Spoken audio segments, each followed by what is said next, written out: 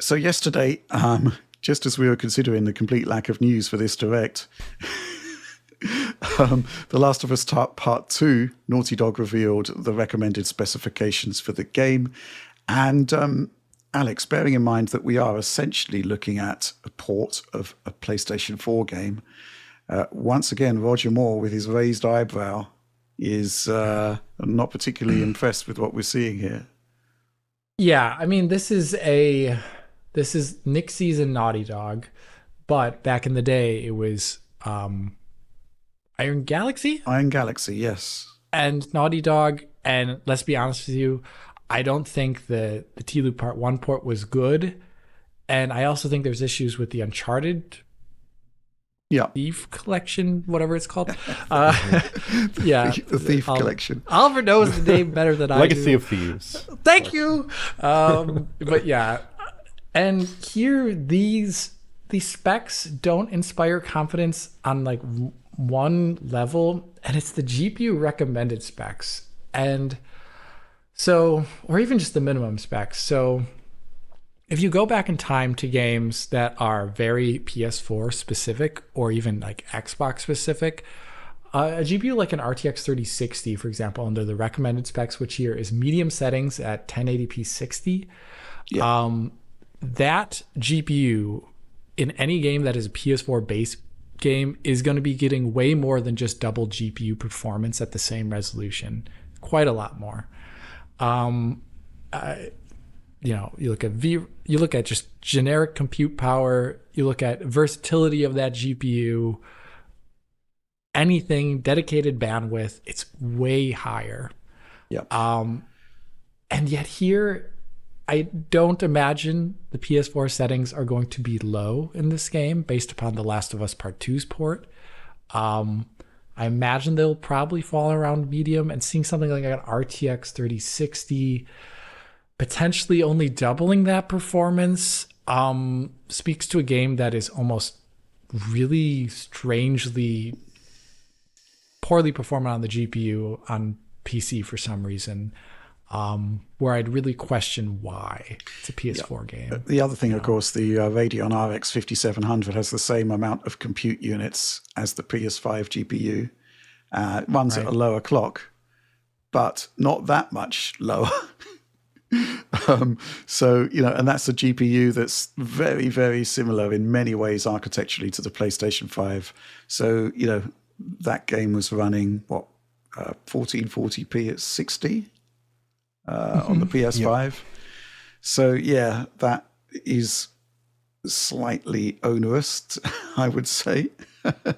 Yeah, it's a bit baffling. Yeah, I can certainly see where you're coming from. Where it seems to achieve PlayStation 5 style performance, you actually need to go up a rung or two on the GPU ladder to get that equivalent performance. That is, obviously a bit concerning.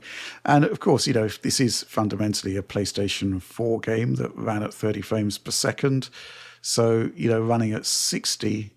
I guess Ryzen 5 3600 kind of makes sense. It is interesting, though, that there is sort of scaling on the CPU as you go up in resolutions and settings, but I don't really think that's kind of weird. I think from my perspective, looking back at the Last of Us Part 1 port, there were many issues there. CPU was an issue there for sure. But that was basically because it was streaming in a lot of assets which the PlayStation 5 had hardware support to do. So I guess that possibly would explain this. It will be based off the off the PS5 version, not the PS4 version, fundamentally.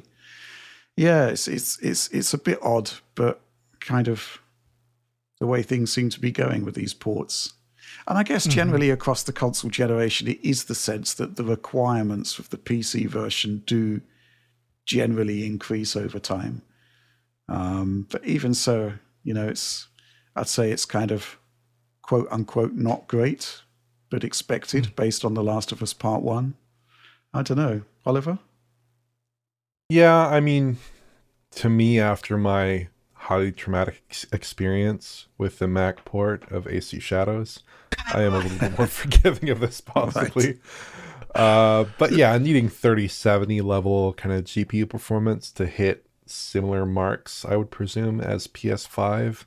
That's not ideal. But I do kind of appreciate the spec list though, just because they're providing you a pretty straightforward set of specs without upscaling, without DRS.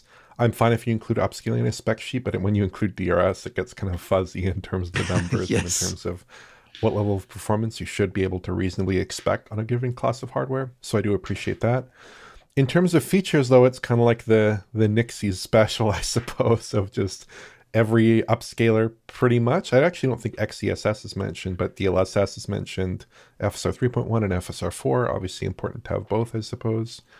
Texture quality, law distance, volumetric quality, shadow quality, AO reflections, and ultra-wide support. And there's some new content as well in there for existing PS5 players as well as PC players. Personally, I don't know, The Last of Us Part 2 Remastered, I covered it on PS5 and then PS5 Pro when that version was released back last year. And I don't know, it was not the most transformative upgrade over the original. Like you said, Rich, this basically is a PS4 title. The only substantial upgrades, in my experience, were things like image quality, obviously. You could improve image quality quite a lot, especially on PS5 Pro. And the distance that you saw, like vegetation, the law distance for certain things like this, that improved a fair bit as well. But other tweakables, including other tweakables they suggested in the listing for the game, like shadow quality, texture quality, those differences didn't really materialize. And there were some curious differences like missing depth of field during gameplay in some instances, things like this. So I don't think this is like the most exciting PC port. Certainly there's no suggestion that you're getting anything like improved ray tracing or anything like that in this porting effort. But it should hopefully be good for PC players who have yet to experience this game some 5 years on. Mm-hmm. Mm-hmm. Yeah, I think it should be okay if Nixie's is on the job.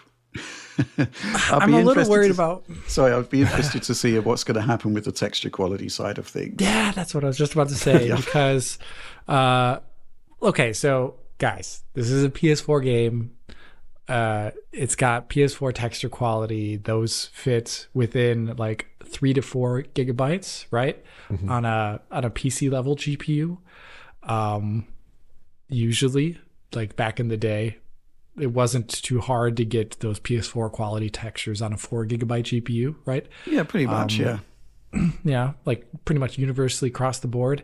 If this game for some reason has trouble fitting those PS4 quality textures into 8 gigabytes, I may be pretty negative because I just wouldn't understand it, because the game's got fine texture quality on the PS4.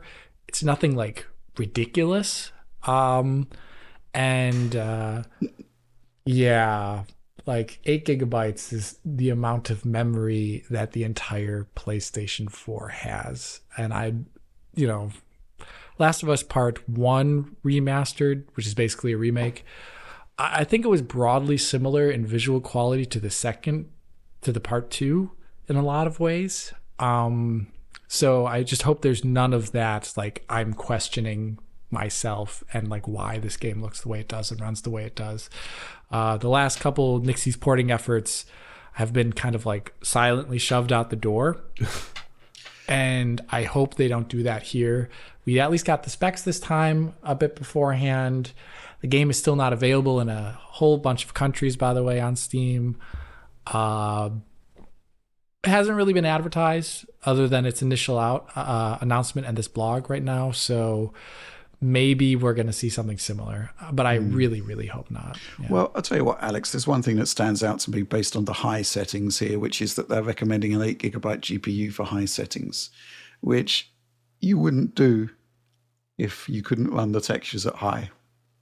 Well, yeah. I say that, but in the past in Nixie's ports, there's been like issues with on 8 gigabyte GPUs where there's performance degradations in like certain scenes because they do allow things to go resident in system memory a lot more than other titles do, and that just like really thrashes performance. And I found, I don't know, we'll have to see. We'll really have to see.